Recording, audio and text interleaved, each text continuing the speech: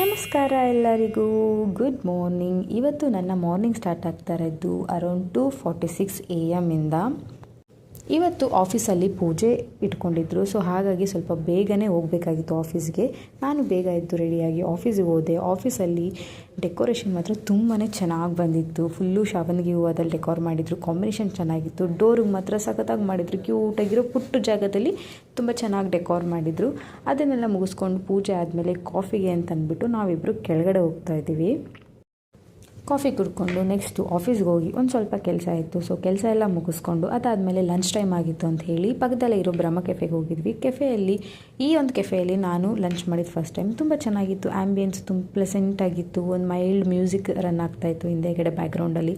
ತುಂಬಾ ಚೆನ್ನಾಗಿತ್ತು. ಲಂಚ್ ಎಲ್ಲ ಮಾಡಿಕೊಂಡು ಆಫೀಸಲ್ಲಿ ಕೆಲಸ ಮುಗಿಸ್ಕೊಂಡು ಮನೆಗೆ ಬಂದೆ. ಇನ್ನು ಸಂಜೆ ಡಿನ್ನರ್ಗೆ ಏನಾದ್ರು ಮಾಡೋಣ ಗಂಟ ಸೊ ಅಮ್ಮ ಚಿಕನ್ ತೊಗೊಬಂದರು. ಸೊ ಚಿಕನಲ್ಲಿ ಹೈದ್ರಾಬಾದಿ ಚಿಕನ್ ಥರ ಚಿಕನ್ ಗ್ರೇವಿ ಮಾಡಿದೆ. ತುಂಬಾ ಟೇಸ್ಟಿಯಾಗಿ ಬಂದಿತ್ತು.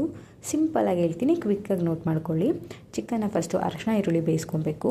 ಇದಾದಮೇಲೆ ಮಸಾಲೆಗೆ 2 ಈರುಳ್ಳಿ, ಒಂದೇ ಒಂದು ಪುಟ್ಟು ಟೊಮ್ಯಾಟೊ, ಶುಂಠಿ ಬೆಳ್ಳುಳ್ಳಿ, ಚಕ್ಕೆ ಲವಂಗ, ಪುದೀನ ಸೊಪ್ಪು ಸ್ವಲ್ಪ ಜಾಸ್ತಿ ಮತ್ತು ಕೊತ್ತಂಬರಿ ಸೊಪ್ಪು ಇಷ್ಟನ್ನು ಹಾಕ್ಕೊಂಡು ಫೈನ್ ಪೇಸ್ಟಾಗಿ ರುಬ್ಕೋಬೇಕು.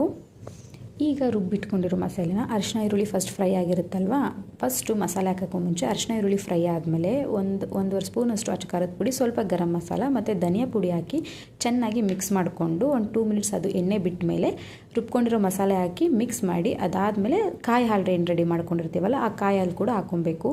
ತೆಂಗಿನಕಾಯಿ ತುರಿ ನಾವು ರುಬ್ಬಕ್ಕೂ ಹಾಕ್ಬೋದು, ಬಟ್ ಕಾಯಲ್ಲಿ ಹಾಕಿ ಮಾಡೋದ್ರಿಂದ ಟೇಸ್ಟು ಬೇರೆ ಥರನೇ ಆಗುತ್ತೆ ಮತ್ತು ಫ್ಲೇವರ್ ಕೂಡ ತುಂಬ ಚೆನ್ನಾಗಿ ಬರುತ್ತೆ. ಈ ಥರ ಒಂದು ಸತಿ ಟ್ರೈ ಮಾಡಿ ನೋಡಿ, ತುಂಬಾ ಟೇಸ್ಟೇ ಕೂಡ ಆಗಿರುತ್ತೆ. ಇದನ್ನು ಮುದ್ದೆ, ಗೀ ರೈಸ್ ಮತ್ತು ದೋಸೆ ಜೊತೆ ಸರ್ವ್ ಮಾಡ್ಬೋದು. ಇದಿಷ್ಟ ಆಗಿತ್ತು ನನ್ನ ಪುಟ್ಟ ಮಿನಿ ವ್ಲಾಗ್. ಇಷ್ಟ ಆಗಿತ್ತು ಲೈಕ್ ಮಾಡಿ, ಫಾಲೋ ಮಾಡಿ, ಆ್ಯಂಡ್ ಥ್ಯಾಂಕ್ಸ್ ಫಾರ್ ವಾಚಿಂಗ್. ಮತ್ತೆ ನಾಳೆ ಸಿಗೋಣ. ಬಾಯ್ ಬಾಯ್.